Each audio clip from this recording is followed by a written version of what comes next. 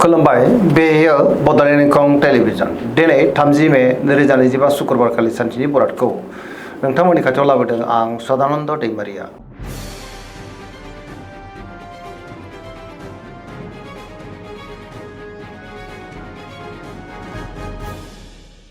सिगां फरायनो लादों मेष राशि गिबि हांखो अ ल दिनैनि साना मोजां आरो गाज्रिनि गेजेरजोंनो बाबेनलांनो हागौ। गोसोआव गोनो गोथो साननायबो फैनो हागौ। गावनि गोसोनि साननायफोरखौ दिनै गुबुननो फोरमायनो गोब्राब जागोन। माबा नङा मोनसे जेंनाजों मोगा मोगि जानांनोबो हागौ। गोसोनि साननायफ्रा देबार नांगोन। देहाया दिनै मोजाङैनो थागोन। सोरबा लोगोनिफ्राय हरखाबै गाज्रि खौरांबो फैनो हागौ। रांखावरियाव मोजां होनजायो। बेफार फालांगियावबो मोजां, अब्ला नाथाय खरसाया बांनोबो हागौ। गुबुननि थाखाय नाङा फाङा जेंनायाव गोग्लैनांनोबो हागौ। न'खराव अननाय फैगोन। बिमा बिफानिफ्राय अननाय आबोरखौ मोननो हागोन। गुबुननि गोसोखौ बोनो गोब्राब जानोबो हागौ। गोसोनि बोलोआबो दिनै लोरबां जानोबो हागौ। समाजाव नाथाय मान मोननो हागोन। लाइमोनफ्रा गावबा गावनि गोसोनि साननायफोरखौ दिनै फोरमायलायनो गोब्राब जानोबो हागौ आरो नेगेटिभ एनार्जिनि गोहोम गोग्लैनोबो हागौ। धोरोमारि बिथिङाव गोसो दुंखांगोन।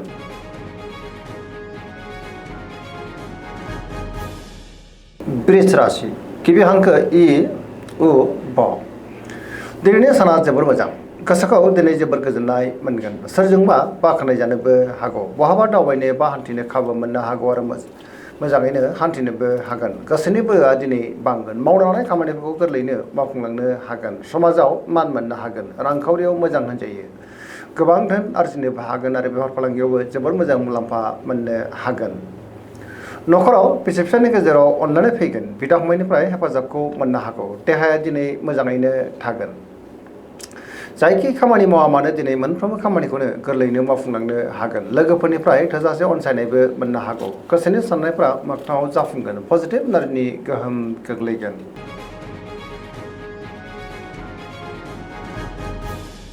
मिथुन राशि गिबि हांखो क स दिनैनि साना मोजां आरो गाज्रिनि गेजेरजोंनो बाबेनलांनो हागौ। गोसोआव गोनो गोथो साननायबो फैनो हागौ। गावनि गोसोनि साननायफोरखौ दिनै गुबुननो फोरमायनो गोब्राब जागोन। माबा नङा मोनसे जेंनाजों मोगा मोगि जानांनोबो हागौ। सुथुरनि गाज्रि नोजोर थानोबो हागौ। नेगेटिभ एनार्जिनि गोहोम गोग्लैगोन।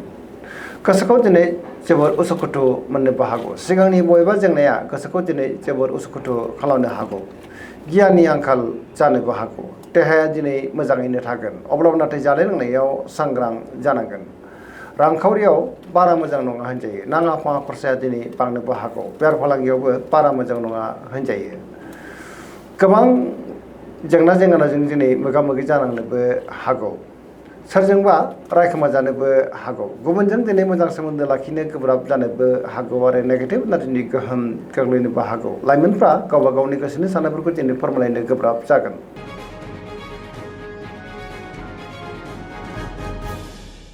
कर्कट राशि गिबि हांखो ड ह दिनैनि साना जोबोर मोजां। गोसोखौ दिनै जोबोर गोजोननाय मोनगोन। बहाबा दावबायनो एबा हान्थिनो खाबु मोननो हागौ आरो मोजाङैनो हान्थिनोबो हागोन। सोरबा लोगोजों बाख्नाय जानोबो हागौ। गोसोनि साननायफ्रा दिनै मोगथाङाव जाफुंगोन। पजिटिभ साननो रोंगोन। गियाननि आंखाल जानाय नङा। मावनो लानाय खामानिफ्रा दिनै गोरलैयैनो मावफुंजानोबो हागौ। रांखावरियाव दिनै जोबोर मोजां होनजायो। बेफार फालांगियावबो जोबोर मोजां मुलाम्फा मोननोबो हागोन। समाजाव लोगो लेवा बांगोन। देहाया दिनै मोजाङैनो थागोन। गुबुननिफ्राय दिनै थोजासे हेफाजाबबो मोननो हागौ। बिसि फिसायनिफ्राय हेफाजाबखौ मोननो हागोन। गोबां मुंदांखा सुबुंजों दिनै बहाबा लोगो मोनज्लायनोबो हागौ। लाइमोनफोरनि गोसोआ दिनै जोबोर खुसि जागोन।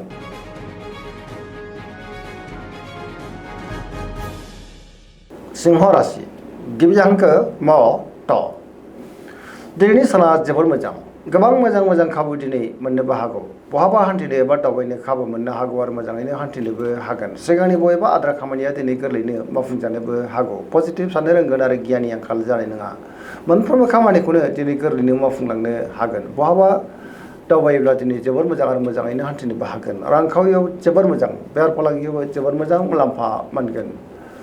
न'खराव बिदा फंबायनिफ्राय हेफाजाबखौ मोननो हागौ। बिसि फिसायनि गेजेराव अनलायनाया बांगोन। समाजाव मान मोननो हागोन। गुबुननि गोसोखौ दिनै गोरलैयैनो बोनोबो हागोन। देहाया दिनै मोजाङैनो थागोन।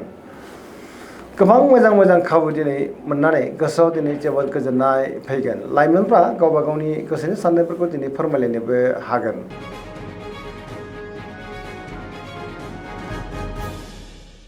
कन्या राशि गिबि हांखो प ट दिनैनि साना जोबोर मोजां पजिटिभ साननो रोंगोन आरो गियाननि आंखाल जानाय नङा सोरजोंबा बाख्नाय जानोबो हागौ गोसोआव दिनै गोथों आरो गोग्गो साननाय फैगोन गियाननि आंखाल जानाय नङा रांखावरियाव मोजां होनजायो बेफार फालांगियावबो दिनै जोबोर मोजां मुलाम्फा मोननोबो हागोन गुबुननि थाखाय दिनै गोबां मोजां खामानि मावनानै होनोबो हागोन न'खराव बिसिफिसायनि गेजेराव अननानै फैगोन गोबां खामानियाव दिनै मुखुबबो थागोन गोसोखौ जोबोर गोजोननाय मोनगोन आरो पजिटिभ एनार्जिनि गोहोम गोग्लैगोन धोरोमारि बिथिङाव गोसो दुंखांनो हागौ सरासनस्रायै दिनैनि साना जोबोर मोजां आरो मोजाङैनो बारग'लांगोन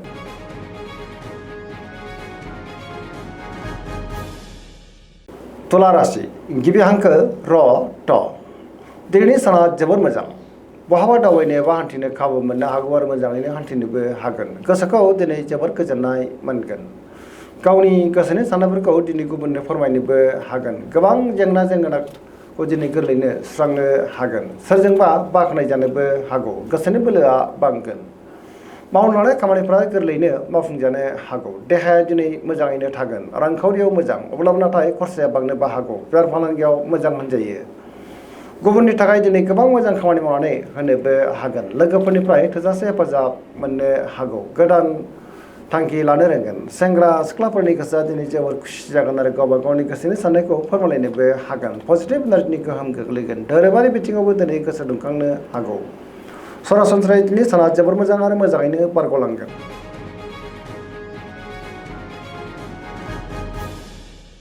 वृश्चिक राशि गिबि हांखो न स दिनैनि साना जोबोर मोजां गोसोखौ दिनै जोबोर गोजोननाय मोनगोन गुबुननि थाखाय दिनै गोबां मोजां खामानि मावनानै होनोबो हागोन पजिटिभ एनार्जिनि गोहोम गोग्लैगोन गोसोआव गोथों आरो गोग्गो साननाय फैगोन गियाननि आंखाल जानाय नङा समाजाव लोगो लेवा बांगोन मावनो लानाय खामानिखौ थि समावनो आरो गोरलैनो मावफुंनोबो हागोन गुबुननिफ्राय थोजासे हेफाजाब मोननो हागौ गोसोनि साननायफ्रा दिनै मोगथाङाव जाफुंगोन गोसोनि बोलोआ बांगोन समाजाव मान मोननो हागोन न'खराव दिनै बिसि फिसायनि गेजेराव अननानै फैगोन रांखावरियाव मोजां बेफार फालांगियावबो दिनै जोबोर मोजां मुलाम्फा मोननो हागोन गोबां मोजां खाबुबो दिनै मोननो हागौ समाजाव बयजोंबो मान होजागोन गोबां खामानिखौनो गोरलैयैनो मावफुंलांनो हागोन फरायसाफोरा दिनै फरायनायाव गोसो दुंखांगोन आरो मोजां फिथाइ मोननोबो हागोन लाइमोनफ्रा गावबा गावनि गोसोनि साननायफोरखौ दिनै फोरमायलायनोबो हागोन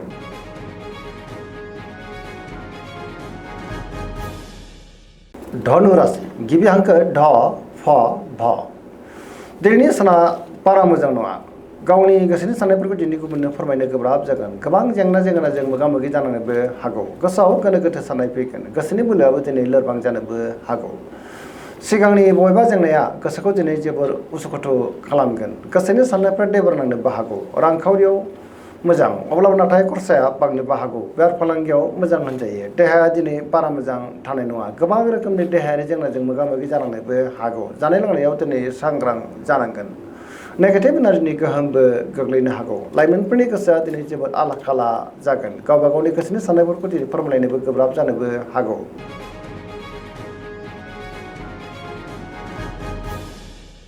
मकर राशि गिबि हांखो ख च दिनैनि साना मोजां आरो गाज्रिनि गेजेरजोंनो बाबेनलांनो हागौ गोसोखौ गोनो गोथो मोनगोन गावनि गोसोनि साननायफोरखौ गुबुननो फोरमायनो गोब्राब जानोबो हागौ सोरजोंबा एना एनिबो जानो हागौ नांलाय खमलायबो जानो हागौ गोसोनि साननायफ्रा दिनै गोरोबलायाबो जानो हागौ रांखावरियाव बारा मोजां नङा नाङा फाङा खरसाया बांगोन बेफार फालांगियावबो बारा मोजां नङा होनजायो गोदान खामानियाव आखाइ होजेननो हानाय नङा न'खराव अननानै फैगोन बिदा फंबायनिफ्राय हेफाजाबखौ मोननो हागोन सेंग्रा सिख्लाफ्रा गावबा गावनि गोसोनि साननायखौ फोरमायलायनो हायोब्लाबो माबा नङा मोनसे गोरोन्थिबो जालांनो हागौ आरो नेगेटिभ एनार्जिनि गोहोमबो गोग्लैनो हागौ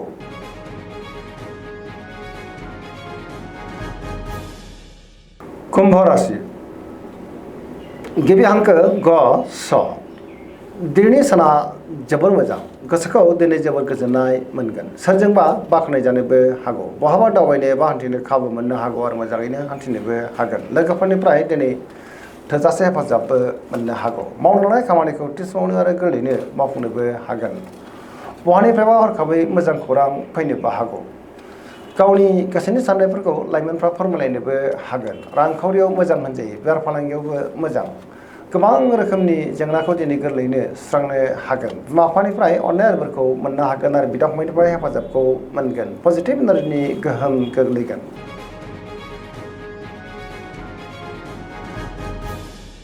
मीन राशि गिबि हांखो ड स दिनैनि साना मोजां आरो गाज्रिनि गेजेरजोंनो बाबेनलांनो हागौ गोसोआव गोनो गोथो साननायबो फैनो हागौ गावनि गोसोनि साननायफोरखौ दिनै गुबुननो फोरमायनो गोब्राब जागोन माबा मोनसे जेंनाजों मोगा मोगि जानांनोबो हागौ गोसोआव दिनै नेगेटिभ साननायबो फैनो हागौ गोसोनि बोलोआ लोरबां जागोन सोरबा लोगोजों रायखोमा जानोबो हागौ देहाया दिनै मोजाङैनो थागोन अब्लाबो नाथाय जानाय लोंनायाव सांग्रां जानांगोन रांखावरियाव बारा मोजां नङा नाङा फाङा खरसाया दिनै बांनोबो हागौ बेफार फालांगियावबो बारा मोजां नङा होनजायो न'खराव एना एनिबो फैनो हागौ सोरजोंबा एना एनि जानोबो हागौ लाइमोनफोरनि गोसोआ दिनै जोबोद उसुखुथु जागोन गावबा गावनि गोसोनि साननायफोरखौ दिनै फोरमायलायनोबो गोब्राब जानोबो हागौ आरो नेगेटिभ एनार्जिनि गोहोम गोग्लैनोबो हागौ सुथुरनि गाज्रि नोजोर गोग्लैनोबो हागौ मोनफ्रोमबो बिथिङावनो दिनै सांग्रां जानाया गाहाम